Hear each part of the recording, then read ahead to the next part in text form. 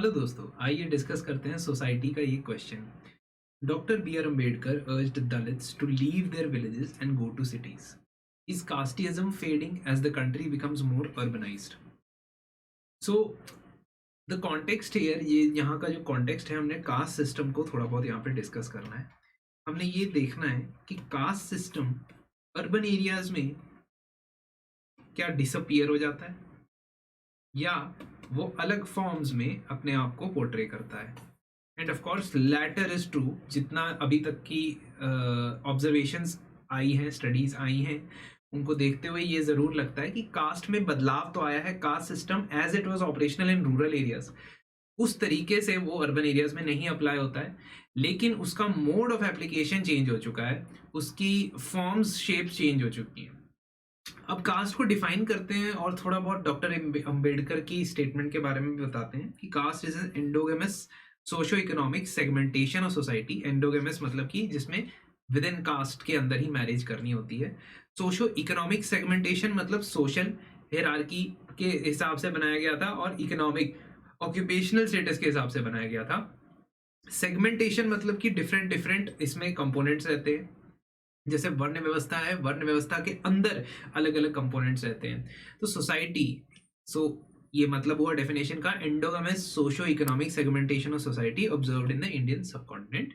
Now coming from a Dalit family, Dr. Ambedkar faced the worst forms of caste discrimination because that there are certain categories in the caste system that are considered, that had been traditionally considered as outcasts or not part of the Varna Vyavastha, and they had to face a lot of discriminatory practices, exclusionary practices. तो ये चीज यहाँ पे doctor Ambedkar को अर्ज करती है, क्योंकि उनके खुद के एक्सपीरियंसेस के अंदर विलेजेस में बहुत ही डीप रूटेड और deep ingrained cast based discrimination follow होती है। इसलिए वो चाहते थे कि जो यूथ हो वो एजुकेट हो, वो ऑर्गेनाइज हो और अपने हकों के लिए, अपने डिमांड, अपने बेसिक राइट्स के लिए डिमांड रखे।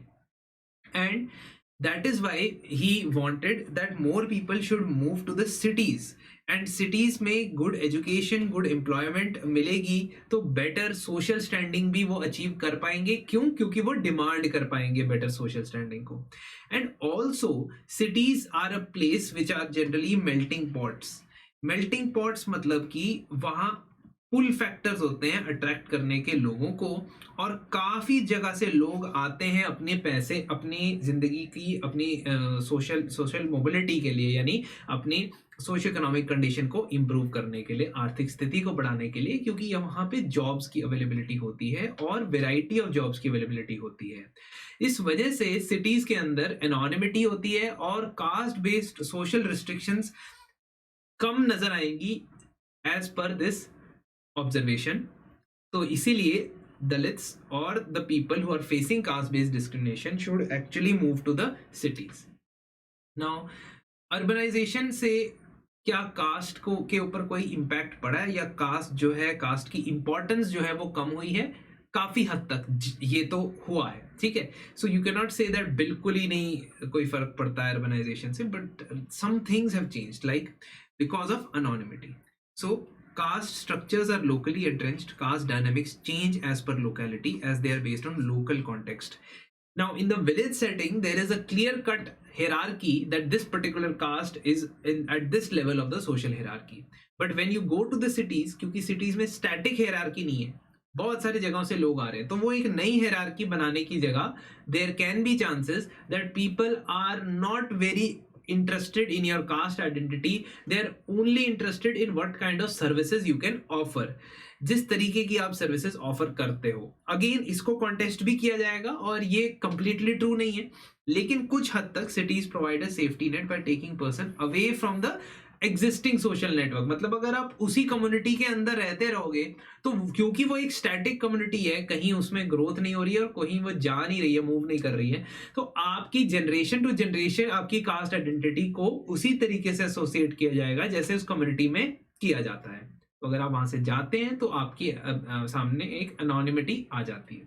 दूसरा, एम्प्लॉयमेंट का सेकुलर नेचर होना और कास्ट बेस्ड ऑक्यूपेशनल डिवीजन ना होना, डिवीजन ऑफ लेबर ना होना सिटीज के अंदर, इस बात का निशानी है कि कास्ट सिस्टम की इंपॉर्टेंस फेड हो सकती है। So jobs in cities are not based on caste. Villages में तो जी जजमानी सिस्टम चलता है, जिसमें क्लियर कट पता है कि कौन सी कास्ट के बंदे ने क्या क्या फंक्शंस परफॉर्म करने हैं। लेकिन सिटीज के अंदर इस तरीके का सिस्टम नहीं है। Now this provides employment flexibility as well as economic opportunities specially to the lower caste better than the villages. अब आते हैं कमेंसैलिटी पे। क्योंकि कास्ट बेस्ड सोसाइटी के जो विलेजेस के अंदर कास्ट बेस्ड सोसाइटी होती है, उसमें कई सारे स्ट्रिक्ट रूल्स होते हैं, रूल्स एंड रेगुलेशंस, जैसे कि कमेंसैलिटी यानी कि कॉमन किचन या एक साथ खाना खाने के ऊपर, एक साथ बैठने के ऊपर, डिस्टेंसिंग भी होती है कई बार, जिसको हम सोशल डिस्टेंसिंग जो एक्चुअल कहते हैं, वो भी कई बार प्रैक्टिस होती है विलेजेस के अंदर। अलग अलग अलग हैबिटेशंस होते हैं जो लोअर कास्ट के, जिन लोगों को लोअर कास्ट का माना जाता है या आउटकास्ट का माना जाता है, उनके लिए अलग हैबिटेशन रखे जाते हैं। तो एक कमेंसैलिटी के जो रूल्स है वो सिटीज के अंदर काफी कम स्ट्रिक्टली फॉलो होते हैं। The rules regarding social intermingling in cities are relaxed. Why? Because people live in big apartment buildings, common housing में रहते हैं, चॉल में रहते हैं। अगर lower if they are low income groups, they live in low income flats, they live in chawls like in Mumbai. Public transport में एक साथ ट्रैवल करते हैं, रेस्टोरेंट्स में एक साथ खाना खाते हैं। ऑफ कोर्स इकोनॉमिक बेसिस पे तो डिवीजन होगा कि बड़े रेस्टोरेंट में खा रहे हैं, छोटे, बट है तो कॉमन स्पेसिंग।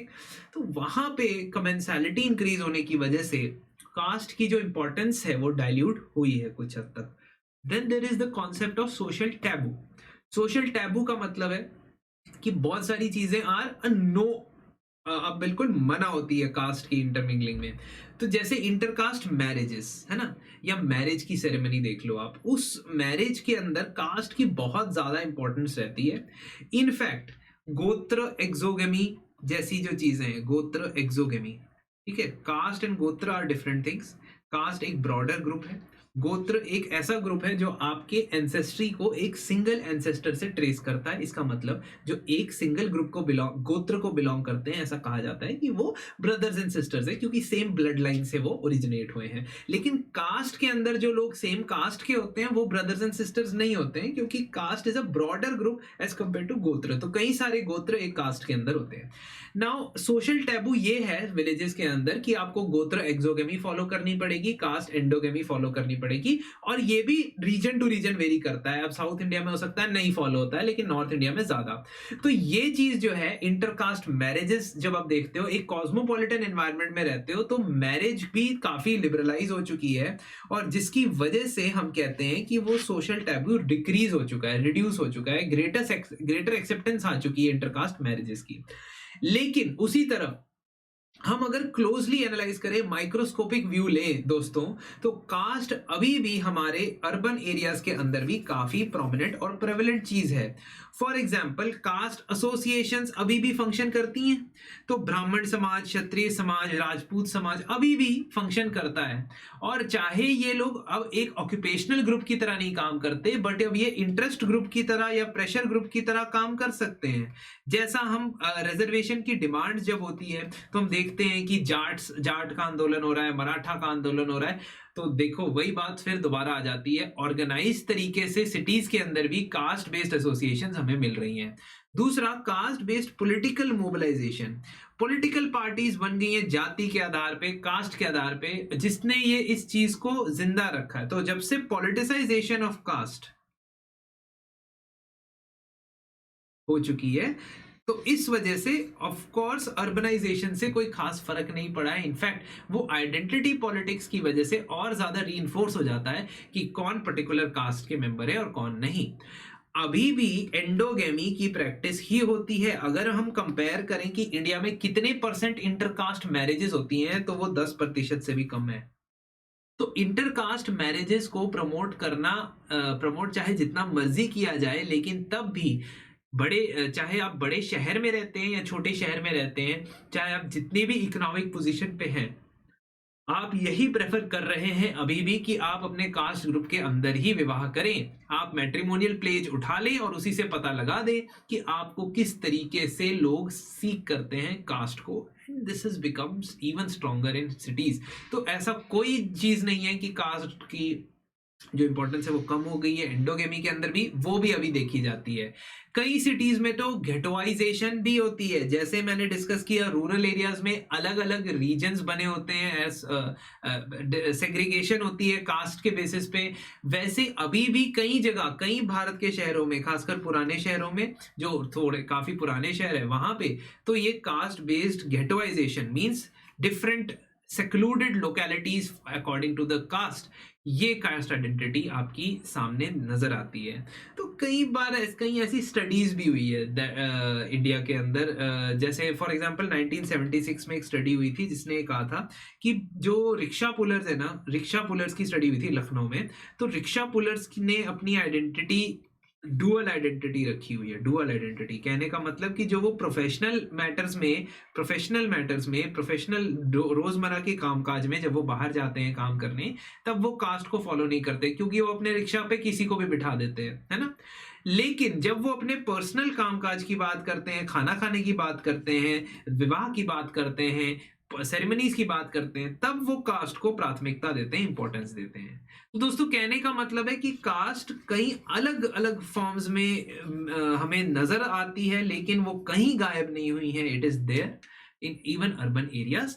तो कास्टिज्म और डिस्क्रिमिनेशन जो है उसे कॉन्स्टिट्यूशनल मेजर से कम तो किया गया है, लीगल प्रोविजन से उस पर रोक तो लगाई है, लेकिन अभी भी हम देखते हैं there are still elements in the society who have not been able to eliminate or eradicate the caste in the social domain। तो इस तरीके से हमें इस आंसर को कंप्लीट करना है। आप इसका कंक्लूजन भी देख सकते हो और इसको आप लिख